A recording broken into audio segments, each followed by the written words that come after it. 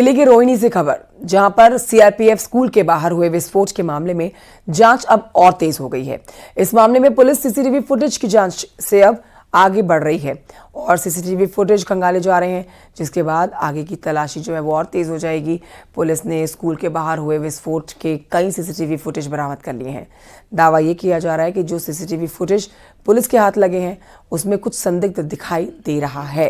ये भी बताया जा रहा है कि आरोपियों की धुंधली सी तस्वीर सीसीटीवी फुटेज में देखी गई है। इस बीच एनआईए की अधिकारियों की अगुवाई में एफएसएल यानी कि फोरेंसिक साइंस की टीम, एनएसजी का बम निरोधक और जांच दल भी इस धमाके के कारणों की जांच कर रहा है।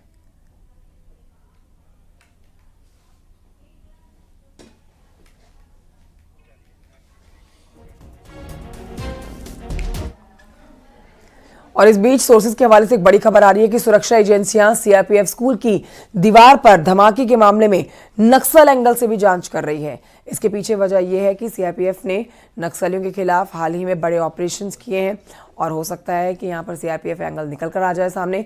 धमाके के जरिए कोई मैसेज देने की कोशिश की जा रही हो। सभी एंगल से जांच कर रही है पुलिस।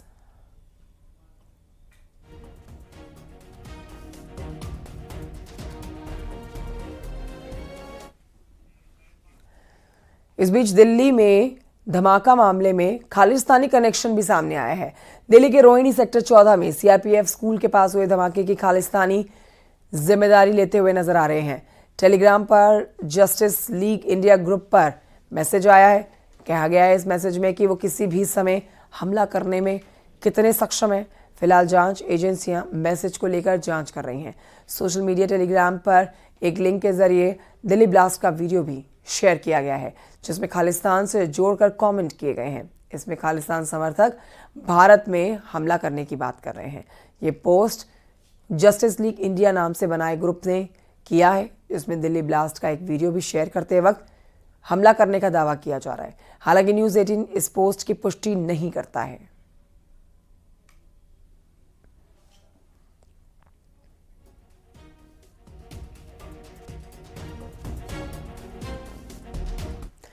प्रभु राम की नगरी अयोध्या में इस बार दिवाली बेहद खास रहने वाली है, क्योंकि राम मंदिर में रामलला के विराजमान होने के बाद ये पहली दिवाली होगी और इस बार भव्य दीपोत्सव देखने लायक होगा। वहीं इस बार आसमान में ड्रोन शो भी आकर्षण का केंद्र बनेगा।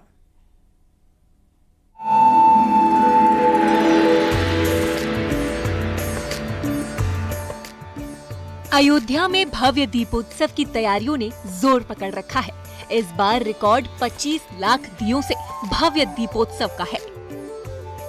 अयोध्या को दुल्हन की तरह सजाया जा रहा है। जगह जगह पर आधुनिक लाइट लगाई जा रही है।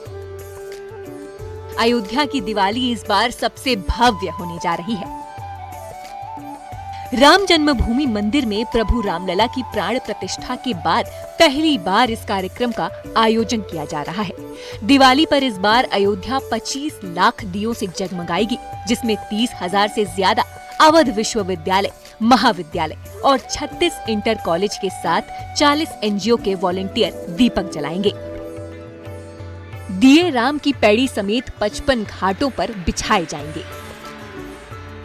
भजन संध्या स्थल पर भी 6 लाख दिए जलाए जाएंगे। 1100 लोगों की ओर से एक साथ सरयू आरती का एक और Guinness book of world record बनाने की तैयारी है।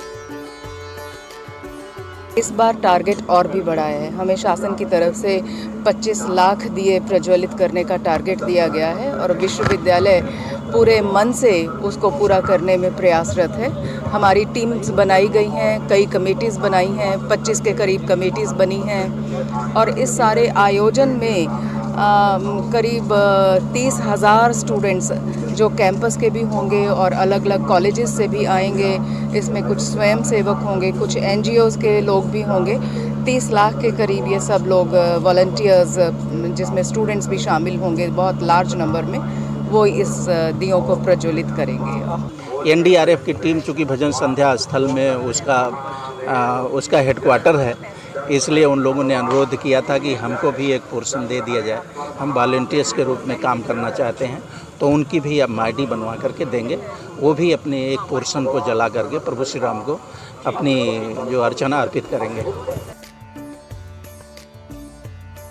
वहीं इस बार अयोध्या के आसमान में अलग नजारा दिखने वाला है। रंग बिरंगी रोशनी के साथ पहली बार 500 ड्रोन के जरिए एरियल ड्रोन शो का भी आयोजन देखने को मिलेगा। 15 मिनट तक सरयू घाट और राम की पैड़ी पर एरियल ड्रोन शो का आयोजन होगा। इतना ही नहीं, इस ड्रोन शो में प्रभु श्री राम, लक्ष्मण, हनुमान जी की आकृति दिखेगी। राम भक्तों के लिए आकर्षण का केंद्र होगा।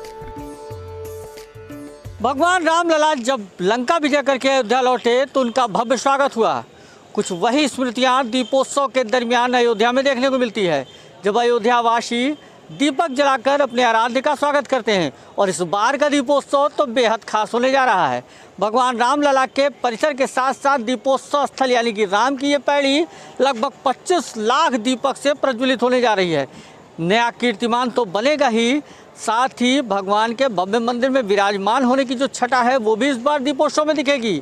इस बार दीपोत्सव में सबसे खास लेजर शो और वाटर शो के अतिरिक्त ड्रोन शो होगा। लगभग 15 मिनट का आकाश में ड्रोन शो किया जाएगा और इस ड्रोन शो में भगवान के जीवन वृत्त पर आधारित प्रसंग भी उसी ड्रोन शो से दर्शाए जाएंगे।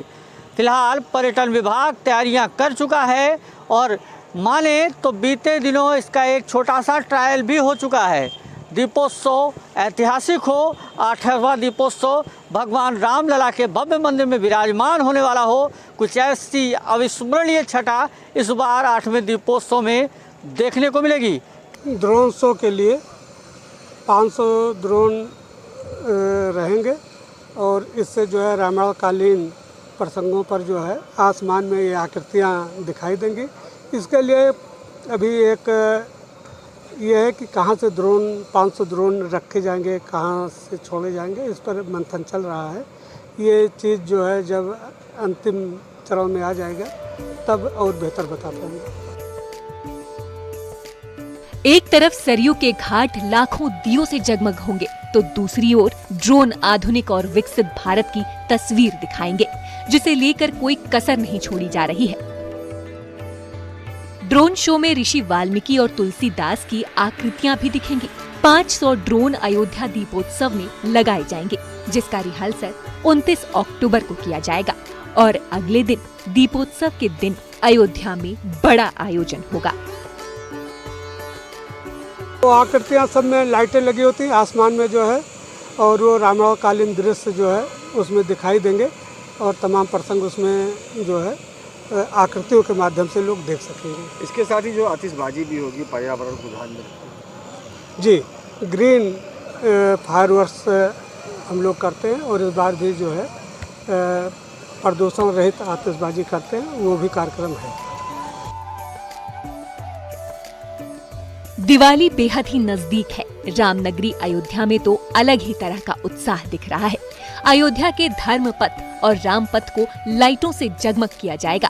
70 से ज्यादा इलेक्ट्रीशियन राम कथा पार्क के पास कैंप कर लाइटों को तैयार करने के काम में लगे हैं। लगभग 2 किलोमीटर से ज्यादा के इलाके में भव्य लाइटिंग की जाएगी। इस बार लाइट लेजर शो भी आकर्षण के केंद्र में होगा। दर्शक दीर्घा में बैठकर श्रद्धालु दीपोत्सव का आनंद ले सकेंगे। 30 अक्टूबर को साकेत महाविद्यालय से रामकथा पार्क तक शोभा यात्रा निकाली जाएगी। रामनगरी में दीपोत्सव को भव्य बनाने के लिए कोई कसर नहीं छोड़ी जा रही है। अयोध्या को जगमग करने के लिए युद्ध स्तर पर काम चल रहा है। वहीं दीपोत्सव के दिन होने वाला ड्रोन शो हर श्रद्धालुओं को रोमांचित करने वाला होगा। अयोध्या से न्यूज़ 18 के लिए निमीश गोस्वामी की रिपोर्ट।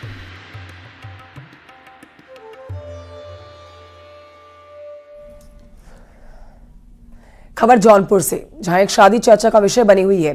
दरअसल यहां एक स्थानीय सभासद के बेटे का निकाह पाकिस्तान में तय हुआ है, लेकिन पाकिस्तान नहीं जा सके तो शादी ऑनलाइन ही करा दी गई।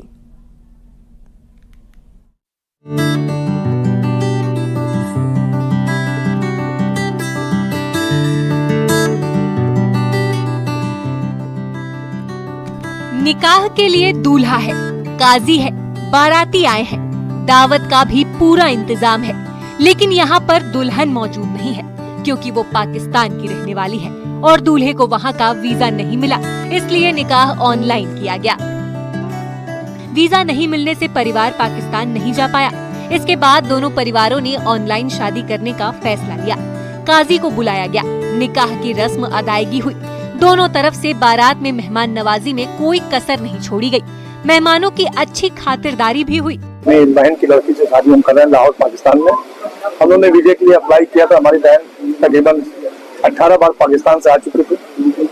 3 वजहों से वीजा कैंसिल हो गया, ये अभी तक पता नहीं चला। वीजे के लिए हम लोग अप्लाई किया था 2 महीने पहले, वीजा कैंसिल हो गया तो हम लोग ने ऑनलाइन निकाह करने का। कहते हैं प्यार सरहद नहीं देखता।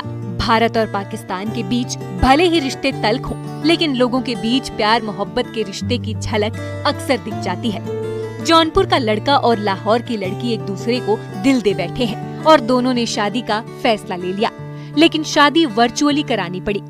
वहीं अब दूल्हे को पाकिस्तान का वीजा मिलने का इंतजार है। फिलहाल ये शादी चर्चा का विषय बनी हुई है। जौनपुर से न्यूज़ 18 के लिए मनोज सिंह की रिपोर्ट।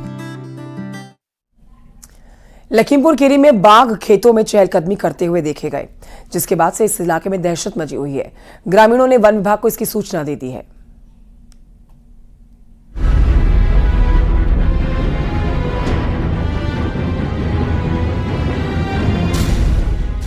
शिकार की तलाश में जंगल से निकलकर ये बाघ खेतों की तरफ आ गया, लेकिन तभी वहीं पास में मौजूद किसी किसान को बाघ दिख गया, जिसके बाद उसने दूसरे ग्रामीणों को बताया। ग्रामीणों के शोर मचाने के बाद बाघ वहां से भागने लगा। थोड़ी ही देर में वो गन्ने के खेतों में छिप गया।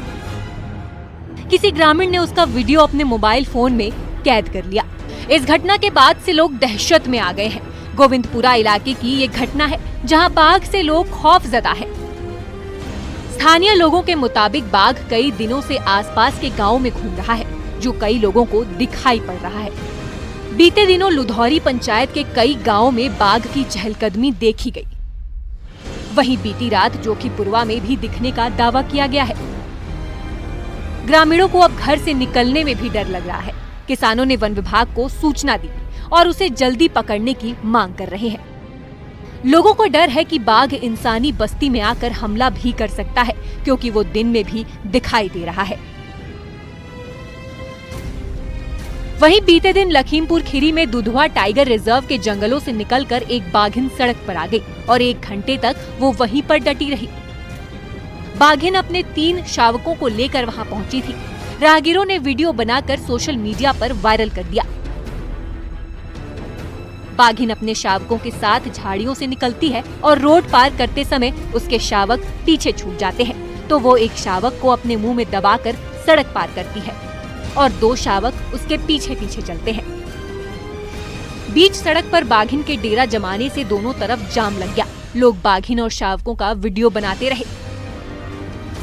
कुकरा बांकेगंज मार्ग की ये घटना है। 1 घंटे के बाद बाघिन जंगल की तरफ भागी।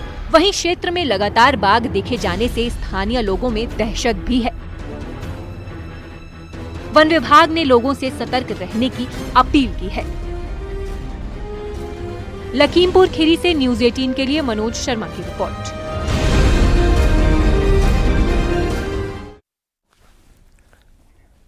ललितपुर में 10 साल की मूक बधिर बच्ची से रेप का मामला सामने आया है। बच्ची को गंभीर हालत में अस्पताल में भर्ती कराया गया है।